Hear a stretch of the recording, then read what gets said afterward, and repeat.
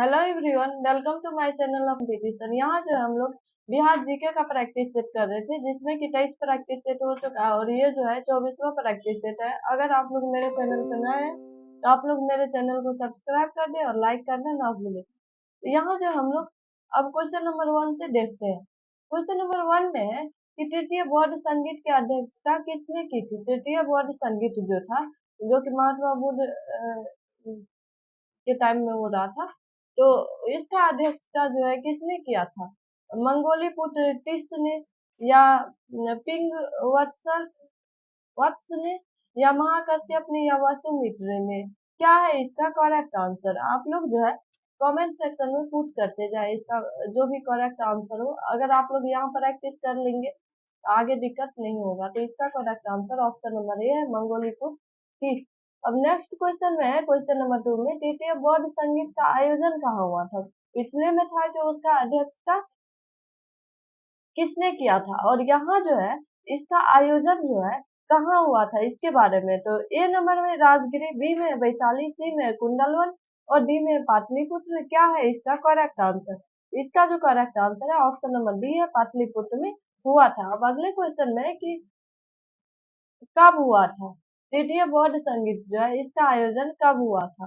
ए number option में 251 ईस्वी पूर्व, बी में है 269 ईस्वी पूर्व, सी में 234 ईस्वी पूर्व और डी में है क्या। तो उपयुक्त में से कोई नहीं। क्या है इसका करेक्ट आंसर। तो इसका जो करेक्ट आंसर है ऑप्शन नंबर ए है, 251 ईसा पूर्व। अब नेक्स्ट क्वेश्चन है, किस मौर्य शासक ने कलिंग पर विजय प्राप्त की थी। किस मौर्य शासक ने कलिंग पे विजय प्राप्त की थी। चंद्रगुप्त मौर्य, ए नंबर में, बी में बिंदुसार, सी में अशोक और डी में उपयुक्त सभी। क्या है इसका करेक्ट आंसर। इसका जो करेक्ट आंसर है आप लोग को पता होगा कि ये जो है अशोक ने प्राप्त किया था। अब अगले क्वेश्चन पे चलते हैं।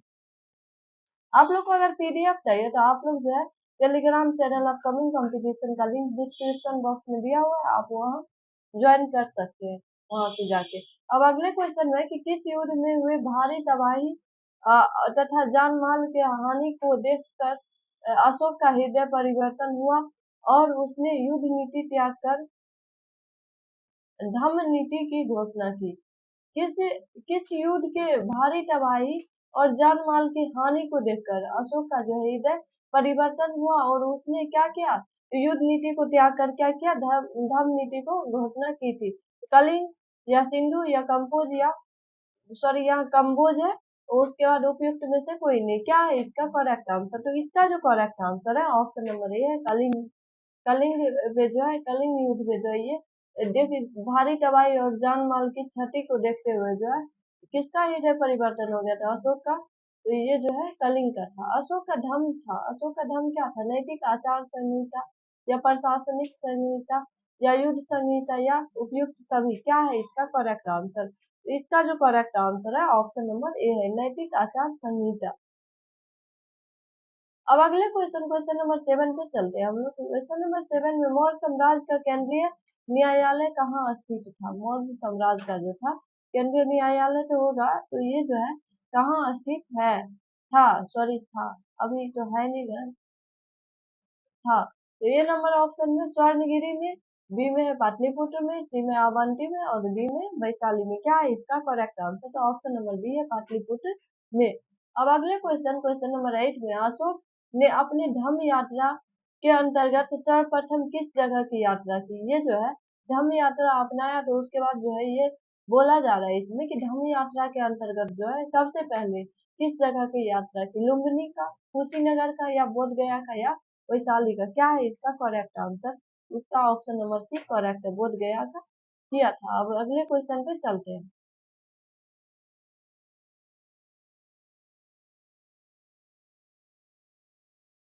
अब क्वेश्चन नंबर 9 में अशोक ने अपने धम्म यात्रा के अंतर्गत बोध गया की यात्रा अपने राज्याभिषेक के किस वर्ष में की थी। बोला जा रहा है कि अशोक जो था अपने धम्म यात्रा के अंतर्गत जो है बोध गया की यात्रा अपने राज्याभिषेक के किस वर्ष में की थी। 9वें वर्ष में, या 10वें वर्ष में, या 11वें वर्ष में, या 60वें वर्ष में, किस ईयर में किया था। तो इसका जो करेक्ट आंसर है ऑप्शन नंबर बी है, 10वें ईयर में किया था। तो इसमें जो है बोला जा रहा है कि राज्याभिषेक के कितने साल बाद किया था, तो इसमें जो है 10 साल बाद किया था, ये भी पूछा जा सकता है। तो अब नेक्स्ट क्वेश्चन में कि क्वेश्चन नंबर 10 में अशोक के स्तंभ लेख बिहार के किस जिले से प्राप्त हुई है? अशोक का स्तंभ लेख जो है ये बिहार के किस जिले से प्राप्त हुई है? भागलपुर से, चंपारण से, छपरा से, कैमूर से? क्या है इसका करेक्ट आंसर? इसका जो करेक्ट आंसर है ऑप्शन नंबर बी है, चंपारण से हुआ है। अब अगले क्वेश्चन क्वेश्चन नंबर 11 में है कि बिहार से प्राप्त होने वाला अशोक का स्तंभलेख नहीं है। लौल लौरिया, अरेराज, लौरिया, नंदनगढ़, रूम रूमनी देई। आगे देखते हैं क्या है ऑप्शन में। ये अजीब अजीब टाइप का कुछ कुछ वर्ड आ जाता है इस हिंदी में।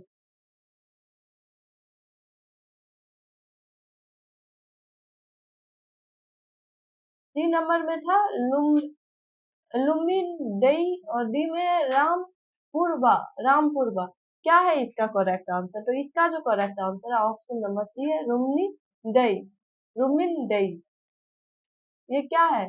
तो यहाँ से जो अशोक स्तंभ जो है प्राप्त नहीं हुआ था, बिहार के से प्राप्त होने वाला अशोक के स्तंभ लेख यहाँ से नहीं हुआ था प्राप्त। अब नेक्स्ट क्वेश्चन क्वेश्चन नंबर 12 में है कि अशोक के समय मौर्य साम्राज्य के 5 प्रांत का उल्लेख मिलता है। अशोक के समय मौर्य साम्राज्य का 5 प्रांत का उल्लेख मिलता है, जिसमें कि एक या प्राची प्रांत पूर्वी प्रदेश की राजधानी थी। ए नंबर में वैशाली, बी में है राजगिरी, सी में है टोसली और डी में है पाटलिपुत्र। क्या है इसका करेक्ट आंसर? तो ऑप्शन नंबर डी है पाटलिपुत्र।